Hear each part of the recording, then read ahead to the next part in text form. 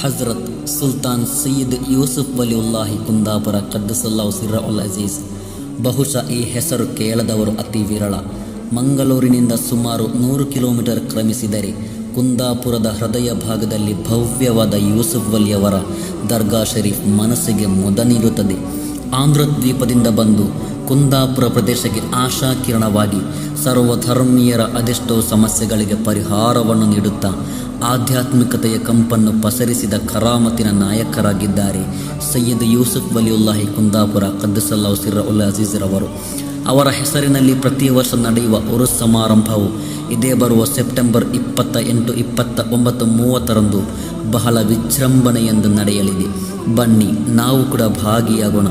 ಅಲ್ಲಾಹನು ವಲಿಯವರ ಬರಕತ್ತಿನಿಂದ ನಮ್ಮ ಎಲ್ಲ ಉದ್ದೇಶಗಳನ್ನು ಈಡೇರಿಸಲಿ, ನಮ್ಮ ಐಹಿಕ ಮತ್ತು ಪಾರತ್ರಿಕ ಎಲ್ಲ ಕಾರ್ಯಗಳನ್ನು ಹಸನುಗೊಳಿಸಲಿ.